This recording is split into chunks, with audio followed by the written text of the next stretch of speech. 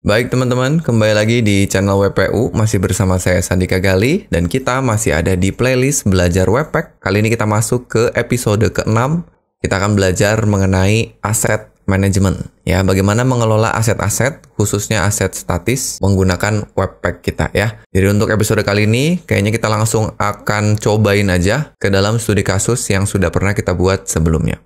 Oke teman-teman, silakan dibuka kembali kode dari aplikasi sederhana yang udah kita buat sampai video sebelumnya. Nah, kalau misalkan teman-teman ngikutin sampai episode 5, harusnya sekarang teman-teman sudah punya 3 buah file di dalam folder disk, hasil generate atau hasil bundle dari Webpack-nya. Ada index.html, ada main, lalu ada hash.js. Ini adalah file JavaScript dan CSS yang digabungkan. Lalu file berikutnya adalah license, karena di dalamnya kita menggunakan Bootstrap ya. Nah, di video kali ini kita akan coba untuk memisahkan hasil bundle-nya ke file CSS dan JavaScript terpisah. Nah, untuk melakukan ini, kita butuh sebuah plugin yang namanya Mini CSS Extract Plugin. Mari kita lihat dulu halaman dokumentasinya, teman-teman.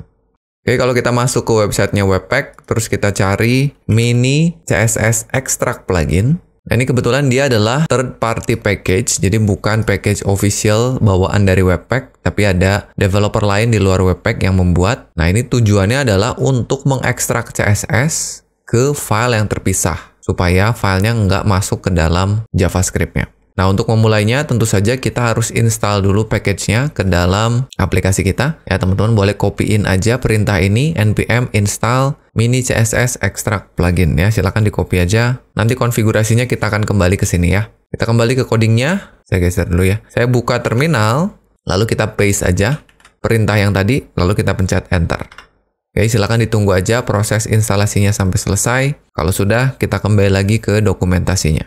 Setelah diinstal, nah ini nanti kalau misalnya kita punya CSS, bisa menggunakan teknik import. Kalau misalnya CSS-nya masuk ke dalam komponen, ya misalnya teman-teman pakai front-end framework ya, tapi karena kita nggak menggunakan komponen, kita bisa langsung aja lewat file CSS kita atau file SAS kita. Berikutnya adalah hal yang harus kita lakukan di konfigurasi. Yang pertama, kita harus require dulu package yang udah kita install di Node Modules-nya, baru nanti kita instansiasi package-nya di dalam plugins. Nah, terakhir kita tambahkan rules baru, atau nanti kita modifikasi rules yang sudah ada ya, karena nanti kita nggak lagi mau menggunakan style loader. Alasannya kenapa? Kita lihat nanti ya. Sekarang kita copy dulu yang ini. Teman-teman silakan Ctrl+C, lalu kita ke coding kita lagi, kita close dulu terminalnya, nanti dibuka lagi ya. Kita buka di config, kita include di atas, ya kita simpan aja di bawah sini require-nya. Oke, silakan di save. Terus kita balik lagi ke dokumentasinya, kita lihat di bagian plugins, kita instansiasi kelasnya dan menjalankan konstruktornya. Nah, kalau sudah di copy, kita kembali lagi ke codingnya. Nah, ingat teman-teman, kita sudah pernah menjalankan sebuah plugin. Jadi kita tinggal tambahkan lagi aja instansiasi plugin baru. Kita tinggal enter aja di sini, setelah tanda komanya, kita paste plugin baru kita. Jadi selain menjalankan HTML Webpack plugin, ini untuk mengenerate HTML kita dari file template. Kalau sekarang untuk mengekstrak CSS agar tidak masuk ke dalam file JS-nya. Berikutnya adalah kita harus tambahkan rule. Nah, ini ya. Jadi kita akan use Mini CSS Extract Plugin.loader di sini agar dia kita jalankan di dalam CSS-nya. Nah, di sini. Jadi kita akan mengganti style loader-nya. Ya, teman-teman boleh hapus saja. Simpan plugin kita di sini. Oke, sip ya. Berikutnya kalau kita lihat lagi sudah selesai ya. Sekarang kita bisa langsung coba build ya. Kita kembali ke codingnya, kita build di versi development dulu ya. Teman-teman ingat di package.json kita punya npm run dev buat jalanin mode development. Buka terminal, kita ketik npm atau clear dulu lah. Clear npm run dev. Oke, kita lihat. Oke, teman-teman, sekarang filenya sudah jadi. Lihat, sekarang kita jadi punya 3 ya. Ada index.html, ada main.css, ada main.js. Sekarang filenya udah kepisah. Yang kalau kita lihat hasilnya, ya teman-teman buka index, kita lihat di live preview aja. Nah, ini hasilnya sudah aman ya. Jadi sekarang kita bisa jalankan, aman, jokes-nya juga jalan. Oke. Itu jadi caranya kalau kita mau memisahkan file CSS supaya lebih rapi. Kan agak aneh juga ya, CSS tapi ada di dalam JavaScript gitu. Nah, sekarang gimana kalau kita coba di production? Ceritanya udah selesai, kita akan jalankan di production. Ini boleh matikan dulu aja terminalnya, Ctrl+C, clear lagi, lalu kita npm run build ya, untuk di production. Nah, ini sudah selesai juga untuk di production. Kalau kita lihat JavaScript-nya, itu pasti nggak ada CSS-nya sekarang ya. Itu udah nggak ada CSS-nya. Nah, tapi problemnya adalah, teman-teman lihat di sini, file CSS-nya itu tidak ditambahkan hash-nya di sini. Nah, sebaiknya pada saat kita bikin di production, itu kita generate juga di hash-nya, supaya nanti bisa dikelola cache-nya. Nah, gimana caranya? Kita butuh buka Webpack Production kita. Jadi, klik konfigurasi production. Jadi, konfigurasi untuk production dan untuk development itu akan berbeda. Nah, jadi ini nggak akan kita simpan di config utama plugin ya. Yang ini ya. Kita akan pindahkan ke tiap-tiap config ya. Jadi, teman-teman boleh cut aja instansiasi dari mini CSS extract plugin. Di-cut, kita buka production, kita bikin plugins di sini. Supaya nanti bisa ke-merge ya, digabung dengan yang ada di config utama. Tambahkan array, terus di dalamnya kita instansiasi. Begini, tapi kita akan kasih option di dalamnya. Begini, kita kasih object, ya. Kita tulis file name-nya, itu kita mau samakan dengan output di sini. Ya, supaya hasilnya main, lalu ada hash-nya, lalu ininya CSS. Nah, artinya plugin ini harus kita kopikan juga ke development ya. Teman-teman buka development, tinggal kita copy di sini, tapi jangan pakai option, supaya defaultnya membuat file main. Oke, kita save dulu semuanya, kita cobain ya. Sekarang kita bikin dulu untuk yang production. Buka lagi, kita build ulang untuk production, npm run build. Oh, ada error katanya mini CSS extract plugin is not defined. Nah, ada yang lupa tadi. Kita lupa memindahkan require-nya. Silakan buka lagi config utama, lalu kita copy aja, karena yang butuh sekarang semua config kita. Buka production, simpan di atas. Buka development, simpan di atas. Oke, buka lagi terminalnya. Jalanin lagi npm run build. Sip, teman-teman ya, sekarang lihat kita sudah punya dua file yang ada hash-nya, CSS dan JavaScript ya. Sekali lagi kita periksa hasilnya, kita buka di live server. Oke, aman ya. Sebelum kita masuk ke aset yang lain, tadi teman-teman lihat, kalau misalnya kita mau melihat hasil setelah build-nya, itu agak ribet ya. Kita harus klik kanan di sini, open with live server, kalau misalnya sudah ada perubahan. Dan live server itu adalah miliknya VS Code. Jadi kita nginstal plugin di VS Code-nya live server. Nah, gimana kalau misalnya kita bikin sendiri web server dari Webpack-nya? Jadi nanti nggak peduli kalian pakai kode editor apa, bisa menjalankan server yang dibuat oleh Webpack-nya. Webpack punya yang namanya Webpack Dev Server. Kalau kita kembali lagi ke dokumentasinya, kita lihat Webpack Dev Server. Nah, ini ada ya. Jadi dia menjalankan server menggunakan API-nya Node.js. Cara installnya, teman-teman bisa install dulu package-nya ya. Webpack Dev Server ini Webpack-nya nggak perlu karena kita udah punya. Oke, kita coba dulu ya. Copy dulu instalasinya, jangan lupa nanti dihapus Webpack-nya. Kembali ke coding, kita buka terminal, kita paste, lalu kita hapus Webpack-nya. Oke, install dulu. Sudah selesai. Berikutnya kita konfigurasi ya. Jadi kalau mau lihat konfigurasinya, teman-teman bisa cari di dokumentasi namanya Dev Server. Nah ini, klik. Kalau kita scroll, nah ini kita harus menambahkan di bagian konfigurasi ya. Silakan teman-teman copy bagian Dev Servernya aja. Lalu kita kembali ke konfigurasi utama kita. Ini kita close dulu, buka config utama, bukan yang dev, bukan yang prod. Atau kita simpan di development aja kali ya, karena pada saat production kayaknya nggak perlu. Coba teman-teman buka development-nya. Konfigurasi development. Nah, ini kita kan punya watch ya. Nanti watch-nya bisa dihapus. Kita simpan aja setelah mode di sini. Oke, ini konfigurasinya. Ini untuk mengecek file mana saja yang mau dilacak. Kita punya file-file di dalam folder src, bukan public. Teman-teman bisa ganti aja, sesuaikan dengan foldernya. Lalu portnya, silahkan aja mau 9000 boleh, mau diganti jadi port yang lain juga boleh. Kita coba di 3000 aja. Dan untuk mengganti watch-nya, kita akan tambahkan live reload. Jadi sekalian kita jalanin live server. Kita kasih true. Begini. Lalu jangan lupa watch-nya dihapus. Dan terakhir, ada sesuatu di package.json yang akan kita tambahkan. Kita akan nambahin script baru ketika kita mau jalanin servernya. Kita tambahin di akhir aja. Kita punya misalnya perintahnya serve. ya. Jadi nanti teman-teman ngetiknya npm run serve. Itu akan menjalankan Webpack serve development servernya. Tapi dengan config Webpack dev. Begini. Kita coba ya teman-teman ya. Sekarang kita langsung aja npm run serve. Nah, sekarang kita sudah punya nih server localhost portnya 3000 udah dijalankan. Lalu file bundlingnya juga sudah dibuat, tapi belum masuk ke perubahan ke sini. Jadi kalau mau masuk ke perubahannya di sini, kita harus build menggunakan dev atau menggunakan production. Tapi sekarang nih lihat teman-teman. Kalau saya buka webnya, bisa pencet Ctrl klik di sini.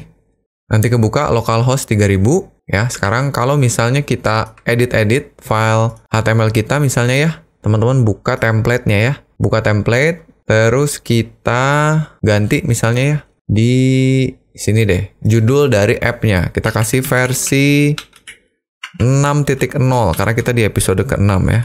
Save, kita kembali ke browser, sudah berubah. Ya, jadi sekarang kalian pakai server punyanya Webpack, bukan live server punyanya VS Code. Nah, tapi ingat, kalau misalnya perubahan ini belum ada di hasil bundlingnya. Nih, kalau kita buka ya, kalau kita buka hasil bundlingnya, tuh belum berubah. Kalau teman-teman mau berubah, harus melakukan build, bisa menggunakan yang dev atau yang build. Nah, tapi alasan lain kenapa kita menggunakan server adalah karena materi berikutnya adalah kita mau mengelola aset gambar, teman-teman. Anggaplah nanti di aplikasi kita nambahin gambar. Saat ini belum ada gambar sama sekali. Nah, misalnya gini, kita akan tambahkan satu folder deh. Di dalam folder src, teman-teman tambahin folder, bikin folder namanya img. Di dalamnya, saya akan kopikan sebuah gambar. Nah, ini ya gambarnya. Saya udah punya di dalam folder img, sebuah file namanya wpu.png. Jadi logo WPU transparan seperti ini ya. Kita close dulu.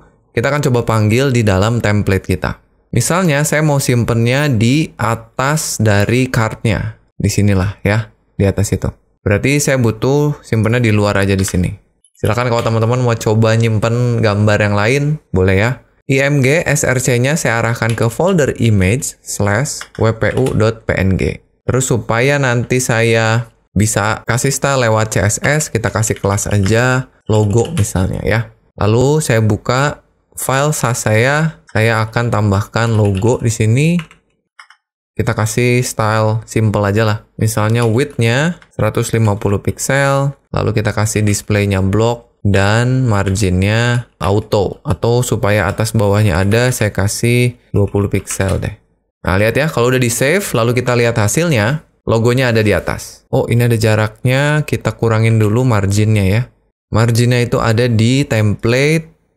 Nah, ini dia. Kita hilangin aja deh margin top-nya ya. Kan kita udah punya margin dari logo. Oke, sip, ceritanya gini. Ini yang kita lihat masih di dalam web server kita. Di dalam folder disk belum ada ini. Jadi kalau kita lihat di disk, masuk ke index, nggak ada ya. Nah, supaya ada, jelas kita harus build dulu. Oke, kita coba build dulu teman-teman. Buka terminalnya, matikan servernya, Ctrl-C, supaya servernya mati dulu. Terus kita build. Terserah teman-teman mau yang dev atau mau yang prod, boleh ya. Kita coba yang dev dulu aja. npm run dev. Nah, udah beres. Teman-teman lihat sekarang sudah di-generate, tapi udah langsung kelihatan ada yang aneh nih. Pertama, kita nggak punya gambarnya. Yang kedua, gambarnya di-generate, betul, tapi tulisannya img.wpu. Sedangkan kita nggak punya gambarnya, dan gambarnya juga nggak melalui proses hash lagi. Itu nanti kita akan lakukan. Nah, gimana caranya agar si gambarnya juga ikut di-generate ke sini? Nah, kita butuh dua buah loader. Yang pertama kita butuh HTML loader, terus yang kedua kita butuh file loader. Atau bahkan nanti di Webpack yang 5 ini, kita udah nggak butuh file loader, tapi kita bisa mengelola aset atau resource. Ya, kita coba satu-satu dulu ya. Kita kembali ke dokumentasinya, kita cari HTML loader. Oke, pertama kita harus install dulu, terus nanti kita tambahkan rules baru di config kita. Ya, install dulu. Kopikan. Buka codingnya, kita ke terminal, kita install, oke. Lalu kita kopikan rules-nya, balik ke sini, copy rules-nya aja segini. Kita buka konfigurasi utama kita. Kita udah punya rules di sini. Kita simpannya di paling bawah boleh lah ya, di sini. Hati-hati nyimpennya. Jadi kalau ada file HTML, jalankan HTML loader agar atribut src itu bisa dibundle juga. Nah, tapi dengan begini aja belum jalan ya. Kita harus tambahkan pengelolaan aset yang lain. Nah, kalau kita kembali ke dokumentasinya, sebetulnya sebelumnya itu ada yang namanya file loader. Nah, ini ada file loader. Tapi sekarang file loader ini udah bisa diganti dengan menambahkan aset resource. Nah, cara nulisnya itu kita butuh rule baru. Kita lihat ya. Ada di sini. Nah, ini kita butuh rule baru dengan memberikan tipenya asset resource. Oke, teman-teman copy aja. Sekarang kita tulis di bawahnya di sini. Jadi kalau misalkan ketemu ada file PNG, anggap dia sebagai aset atau resource yang akan dibuatkan filenya di folder disk. Nah, tapi kan gambar kita belum tentu PNG semua. Mungkin aja ada JPG, mungkin aja ada GIF atau SVG bahkan. Nah, kita akan kelola semuanya. Jadi kita mau kasih di sini grouping ya. Jadi nggak cuma PNG, tapi kita juga mau kasih OR, JPG, atau JPEG, atau kalau misalnya hanya beda satu huruf, seperti ini ya, teman-teman bisa tulis gini aja. JPE, tanda tanya. Jadi E-nya itu opsional. Lalu kalau ada GIF, dan yang terakhir SVG. Ini urutannya nggak berpengaruh ya. Jadi kalau ada salah satu dari aset ini, kopikan juga ke folder disk. Kita kasih di akhirnya tanda dolar dan I ya. Ini regular expression. Nah, setelah ini udah jalan sebenarnya. Tapi kalau ini nanti kita jalankan, semua aset gambar itu akan dikopikan atau diduplikat dengan nama file dan ekstensi file yang sama dengan yang ada di tempat sebelumnya. Jadi kalau ini wpu.png, nanti akan dikopikan namanya wpu.png dan disimpannya langsung di folder disk di luar sini. Kalau kita mau menentukan tempat penyimpanan kita sendiri dan nama file yang berbeda atau custom, kita harus tambahkan di bagian output. Ya, jadi teman-teman di config, itu scroll ke atas, kita cari output. Kayaknya kita udah pernah bikin ya. Oh, belum ada ya? Apa ada di prod? Oh, adanya di prod. Yaudah kalau gitu kita simpannya di production aja ya. Kalau untuk di development, biarin aja namanya sama. Nah, kita akan tambahkan di bawah file name aja di sini ya. Namanya asset modul file name. Nanti kita akan simpan di folder img juga, tapi nama filenya kita kasih hash. Nama file aslinya hilang. Kalau teman-teman mau kasih nama file aslinya juga, boleh tambahin di sini name. Jadi nanti namanya wpu, atau kita kasih titik gitu ya. wpu titik, lalu hashnya apa, atau mau dash boleh, baru habis itu ekstensi filenya apa. Gitu. Jadi nanti wpu dash hashnya apa titik png. Tapi kalau nggak mau bawa nama aslinya, ini hapus aja. Jangan lupa kasih koma, terus kita save. Oke ya teman-teman, kita cobain ya. Kita save dulu semuanya, lalu kita jalankan dulu build-nya. Jadi npm run build, auto dev dulu deh. Kita lihat dev dulu. npm run dev, ada nggak folder barunya? Nah, sudah dibuatkan ya, tapi kita lupa nambahin aset modul file name, foldernya img. Oke, kita coba copyin dulu ini ke dev. Kita akan simpan di output di sini ya. Kita tulis name. Jadi namanya nggak usah diganti, dan ekstensinya ngikutin yang lama. Kita build ulang. npm run dev. Oke, sudah ada folder image dan nama filenya wpu.png. Dan ini, kalau misalnya kita lihat di index, itu udah sesuai wpu.png di dalam folder image. Ya, kalau kita lihat lewat live server, udah ada. Sekarang kita lihat di versi production. Ya, production, ingat kita bikinnya hash lalu ekstensi file. Ini supaya beda aja. Sebenarnya teman-teman mau dua-duanya dikasih hash pun nggak masalah. npm run build. Oke, sudah semua. Sekarang namanya udah ada hashnya. Kalau teman-teman buka index, nah ini lihat, otomatis tempat penyimpanan dan juga nama filenya udah di-generate. Keren ya? Nah, kalau kita lihat hasilnya, sudah aman. Baik teman-teman ya, jadi mungkin itu aja materi untuk episode ke-6 kali ini. Singkat aja mengenai aset manajemen atau pengelolaan aset-aset di dalam aplikasi kita. Ya, kita baru mengelola asetnya, CSS dan juga gambar. Teman-teman boleh coba tipe gambar yang lain. Dan nanti ke depannya, kita tidak akan hanya mengelola aset, tapi kita juga akan melakukan optimasi terhadap aset kita. Ya, gimana kita memperkecil ukuran dari file-file hasil bundle-nya. JavaScript-nya, CSS-nya, dan juga gambarnya. Nanti gambarnya bisa kita kompres agar ukurannya bisa lebih kecil tanpa mengganggu dari kualitas gambarnya. sebenarnya. Ya, tapi itu aja mungkin untuk video kali ini. Terima kasih teman-teman sudah menyaksikan. Mudah-mudahan bermanfaat. Kita akan ketemu lagi di episode berikutnya di playlist belajar Webpack ini. Saya Sandika Gali pamit dan seperti biasa teman-teman, jangan lupa titik koma.